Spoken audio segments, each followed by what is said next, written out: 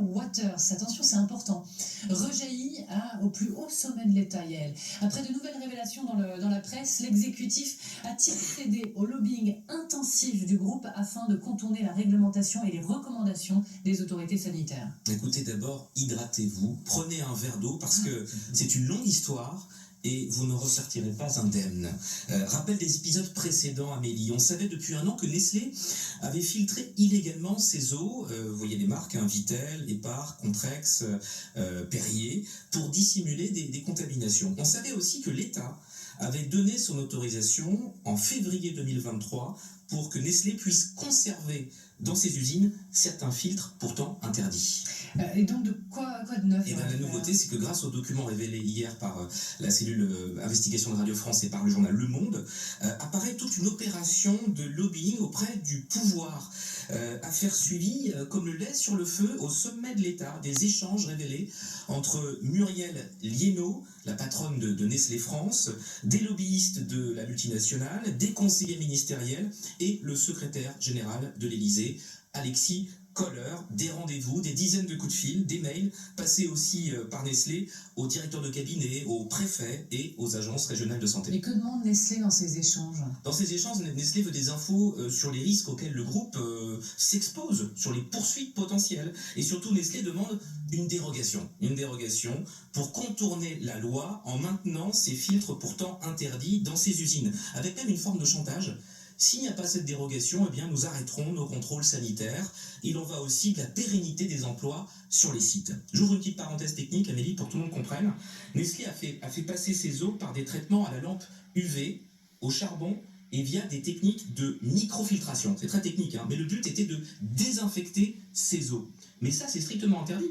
Si vous vendez votre eau comme une eau naturelle ou une eau de source, parce qu'en moyenne, une eau naturelle, une eau de source, une eau minérale, c'est 100 fois plus cher que l'eau du robinet. Donc vous ne pouvez pas tromper sur la marchandise. Si vous désinfectez, c'est qu'il y a un problème. Mais face à ça, quelles sont les réactions politiques? Alors, déminage express par Emmanuel Macron lui-même, c'était hier lors de sa visite à l'Institut Gustave Roussy.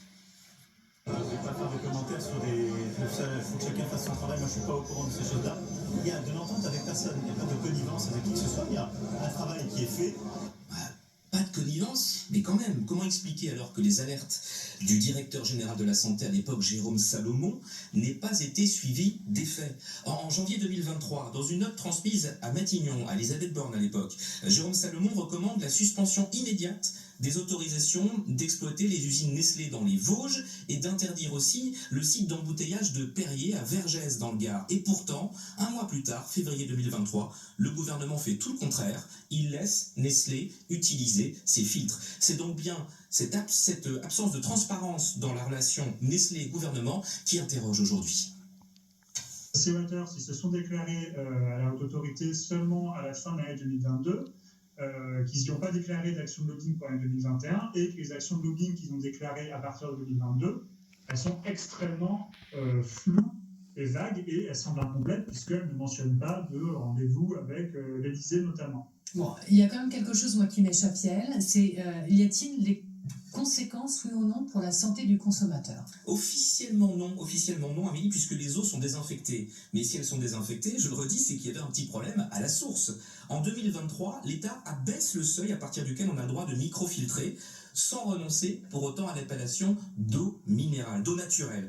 Mais bien que bas, ce seuil-là, retenu, disent les experts, est susceptible de laisser passer des virus. Au Sénat, le rapporteur de la commission d'enquête sur Nestlé, le socialiste Alexandre Ouizy, parle bien, lui, de santé publique, pas seulement de fraude aux consommateurs. Il existe un rapport de l'Inspection générale des affaires sociales de juillet 2022 qui, justement, vient dire quoi? Vient dire qu'il y a un risque virologique. Et le contrôle sanitaire renforcé sur ce risque virologique n'intervient qu'en octobre 2023. Ce qui veut dire que pendant un an et quelques mois, de juillet 2022 à octobre 2023, ce risque virologique ne fait pas l'objet d'un contrôle, ne fait pas l'objet d'une maîtrise telle qu'il devrait le faire.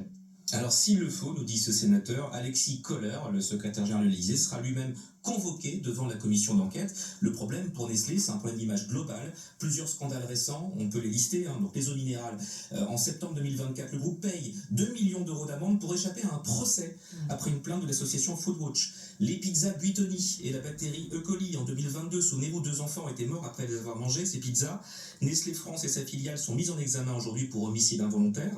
Et puis il y a un procès à venir pour ces décharges sauvages Nestlé, poursuivi pour avoir stocké des déchets et maintenu 4 décharges dans les Vosges. Le procès se tiendra fin mai. On en vient à votre conclusion, Yael. Ça fait beaucoup pour un seul groupe, Amélie, à l'heure de la nécessaire transparence réclamée par le consommateur. Alors, en 2022, un rapport de l'IGAS estimait que 30% des marques d'eau conditionnées subissaient des traitements non conformes.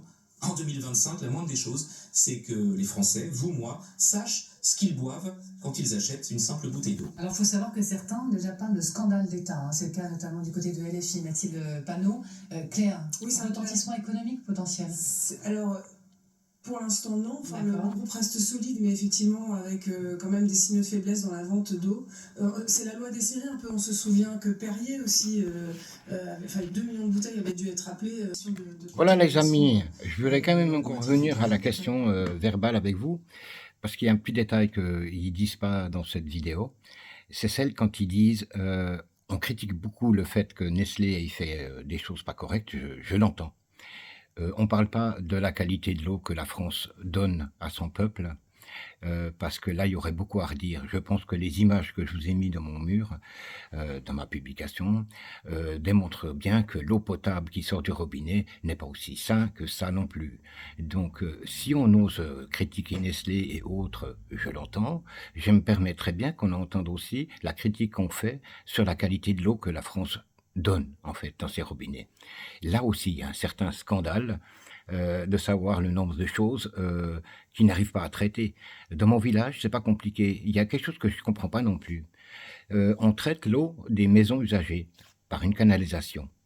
Les eaux usagées de la rue finissent à un endroit. Ce que je ne comprends pas, c'est pourquoi à la fin, dans mon village, les eaux usagées des maisons finissent à la même place que les eaux usagées de la route. Puisqu'à la fin, tout retourne dans la steppe qui traite l'eau. Et on vient nous dire qu'on a des qualités d'eau différentes. On ne peut pas toujours traiter, il y a tellement de choses différentes dedans.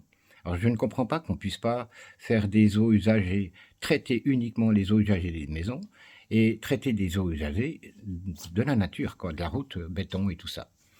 Non, alors on est utopique de croire aussi que quand on nous dit on a enlevé le tuyau de plomb de l'arrivée d'eau dans les maisons, mais on n'enlève pas le tuyau de plomb pour l'évacuation d'eau.